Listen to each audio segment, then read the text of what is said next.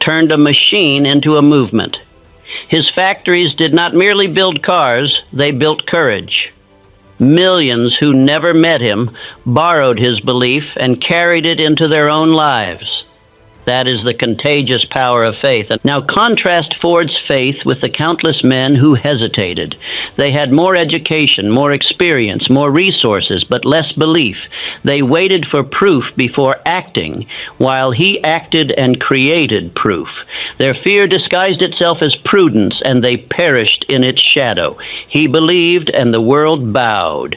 Fear says, "What if I lose?" Faith says, "What if I win?" And life always answers the voice that dares more. Fear spreads faster than disease. It travels from parent to child, from word to glance, from sigh to silence. A father who complains of the cost of living teaches his son to expect shortage.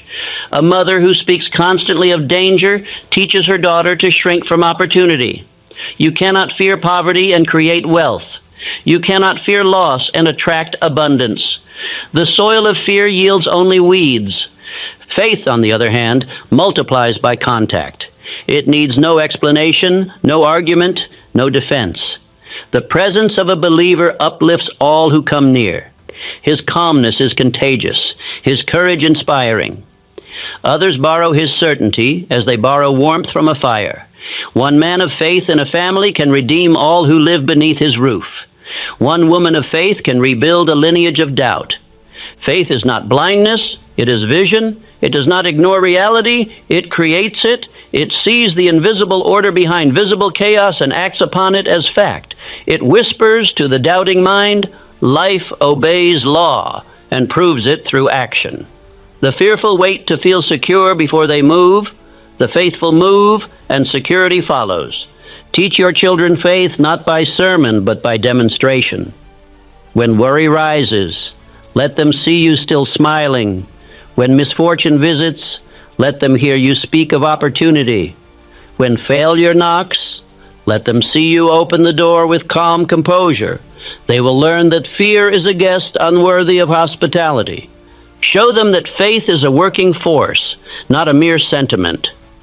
Faith builds bridges, erects buildings, forges inventions, and turns ideas into fortunes. When you speak of your plans, speak as one who expects their fulfillment. When you face uncertainty, act as one whose path is already paved. The child who sees faith in motion will grow to believe that the impossible is simply the untried. There is a law of substitution.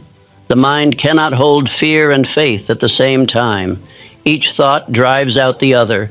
Therefore, every time you feel fear, replace it instantly with faith. Speak aloud a new command. I am guided by law. I am protected by purpose.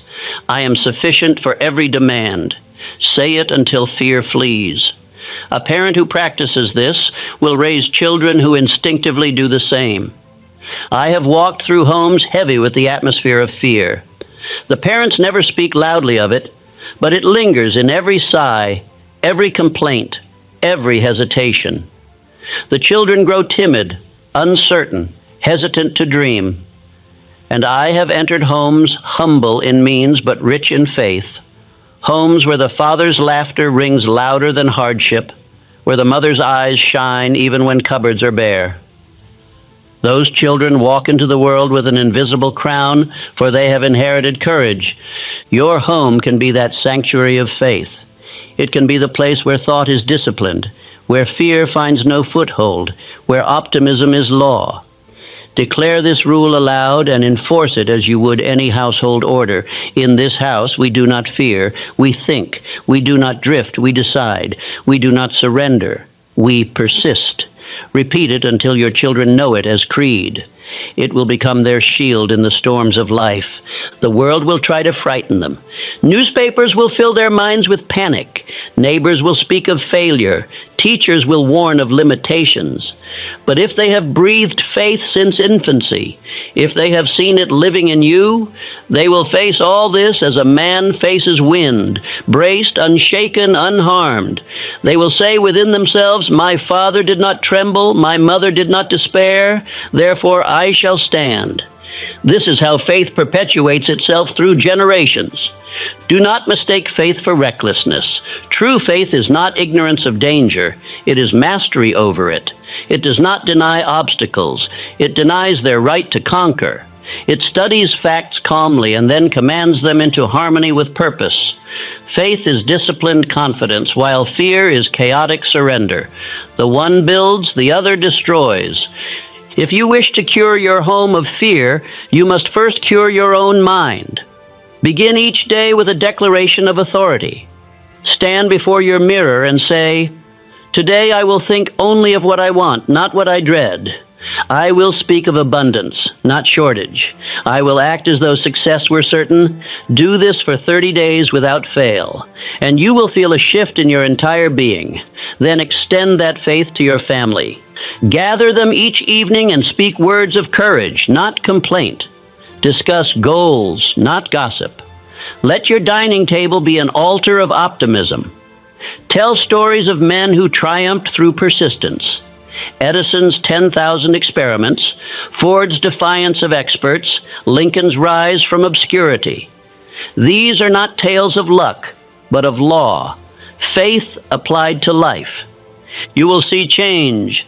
The anxious tone will fade from voices. The children will laugh more freely. The very walls will seem lighter. For faith, once established, purifies the air like fresh wind through a closed room. The spirit of the home will become magnetic to opportunity, for life itself moves toward confidence and away from fear. Understand this. Fear is not conquered once. It must be defeated daily. It will return in new disguises, whispering fresh lies. But each time you meet it with faith, it weakens. Each victory ingrains courage deeper into your mind and into your children's. Soon faith becomes habit, and habit becomes character. That character becomes destiny. When fear tempts you to speak of failure, stop your tongue. When it tempts you to scold, choose silence. When it tempts you to quit, remember your children's eyes are watching. They will learn from your reaction whether man is master of life or slave to circumstance. Do not teach them slavery. Teach them dominion. Affirm these truths until they are carved into your consciousness. In this home, faith reigns. Fear is stranger here. We act from belief, not from doubt. We stand by purpose, not by panic. We trust the law of success and obey it without hesitation. Each morning, write one thing you are grateful for. Gratitude is the natural expression of faith. Each evening, speak one word of encouragement to your family. Encourage them not only for what they have done, but for what they can yet do. The home ruled by gratitude and expectation becomes a fortress against despair. Let me assure you, the greatest gift you can give your children is belief. Not money, not property, not protection, but the conviction that they can face life unafraid. Teach them that faith is not hope, it is certainty. It is the calm confidence that life yields to those who act in harmony with law. If they learn this, they will walk the earth as kings, even if they wear humble clothes. So today, bury fear as you would a corpse. Do not speak of it again. Let faith take its throne in your heart and your home. Speak as though all good things are already on their way, because they are. Act as though success were your birthright, because it is. Think as though every challenge were your servant, because it will be. And as you do, your children will imitate not your speech, but your spirit. They will inherit faith as naturally as they inherit your name. And years from now, when you are gone, they will say to their own children, "Do not be afraid. Your grandfather was not. Your grandmother was not." We are of a house that believes that will be your monument, your immortality, your triumph over time. For the home built on faith does not perish. It multiplies across generations, a living chain of courage that no darkness can break. Part 5, the law of work and example. Teach by labor, not by lecture. There is no sermon as powerful as a man at work. A child may forget 1,000 words, but he never forgets the sight of his parent laboring with purpose. Work is the visible proof of faith, the living demonstration that thought has turned to power. every stroke of your hand, every task performed with cheer, every problem solved with patience teaches more than any command could ever teach. The idle parent destroys faith by contradiction. He speaks of ambition but moves not an inch toward it. He complains of poverty but refuses to act. His children hear his words, but they watch his laziness, and they learn that talk is smoke. The diligent parent, though he preaches nothing, is the truest instructor. His silence speaks. Effort is dignity, and labor is honor. Understand this law. Enthusiasm for work cannot be inherited by lecture. It must be caught by example. The child who sees his father rise early, his mother maintain order, and both meet the day without complaint grows to believe that effort is normal and reward is natural. He learns that the world yields only to those who meet it with prepared hands. Andrew Carnegie began as a telegraph boy, running errands for a few coins. But he watched his mother labor without despair, patching clothes by candlelight, saving every penny with pride instead of shame.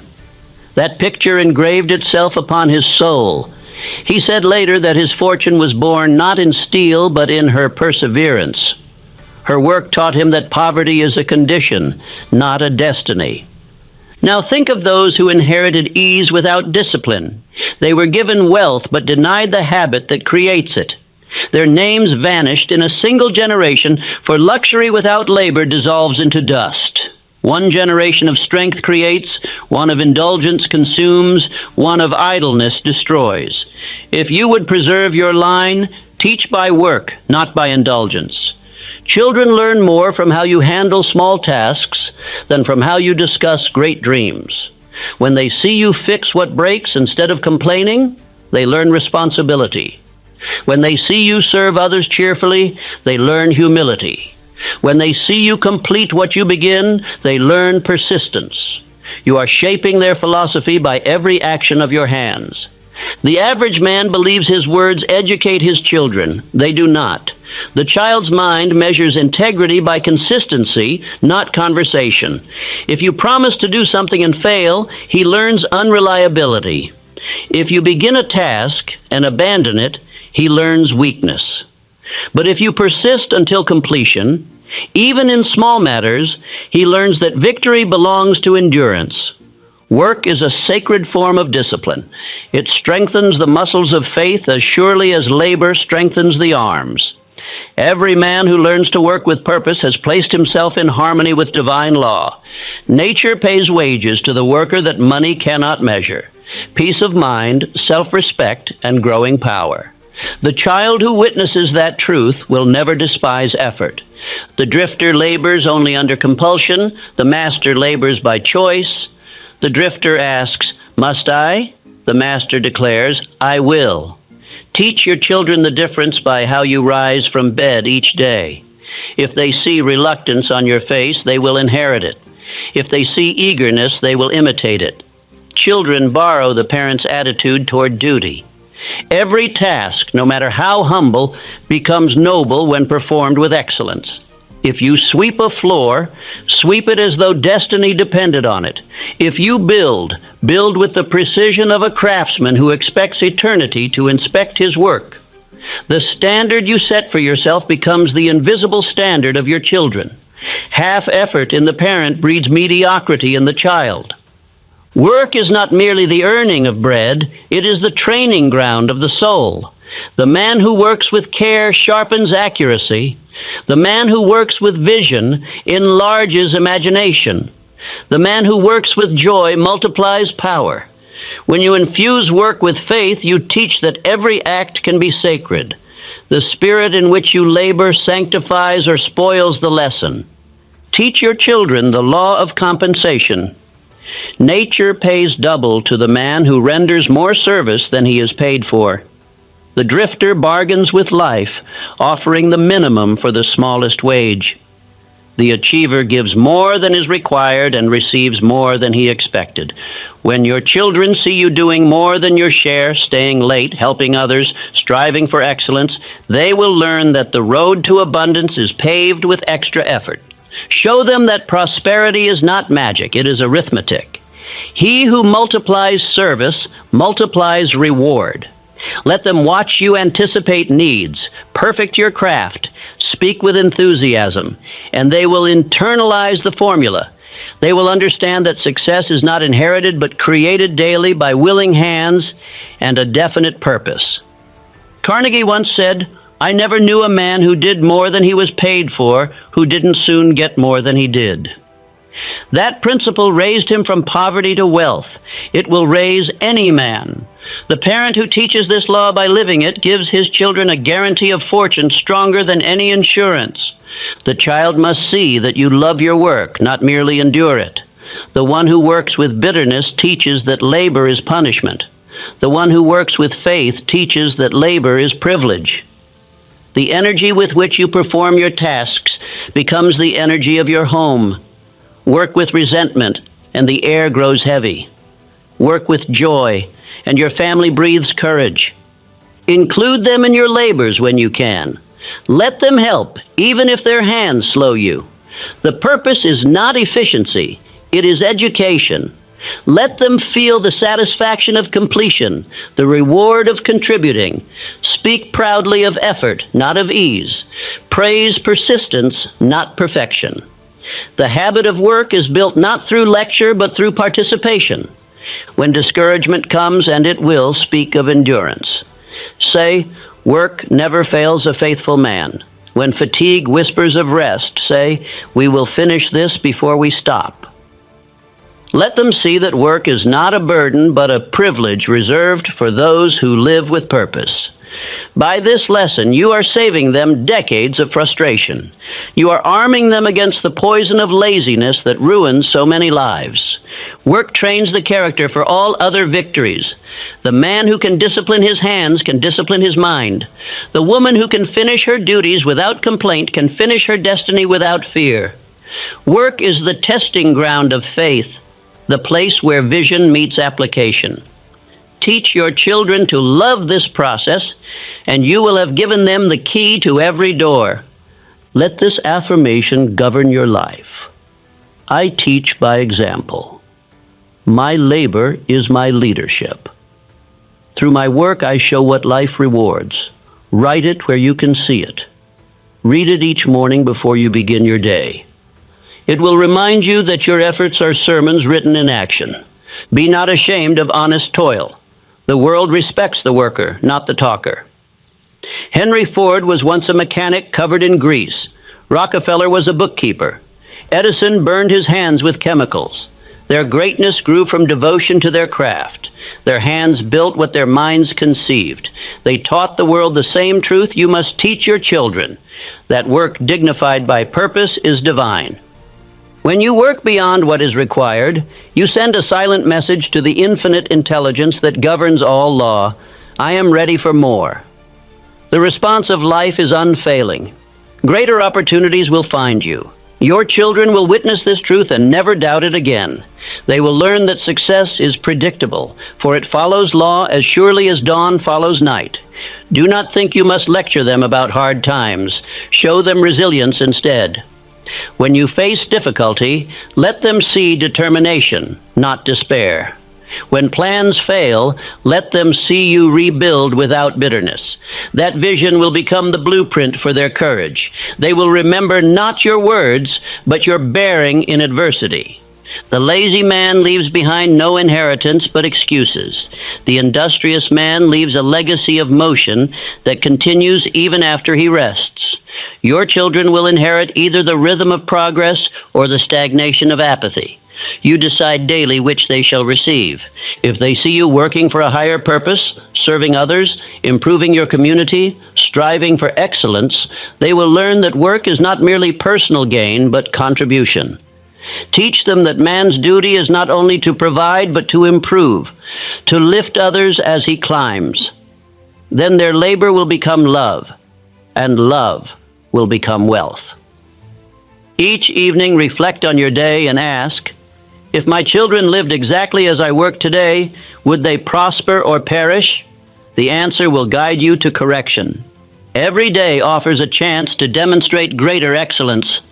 Your example today becomes their inheritance tomorrow. Remember that wealth without work destroys character, but work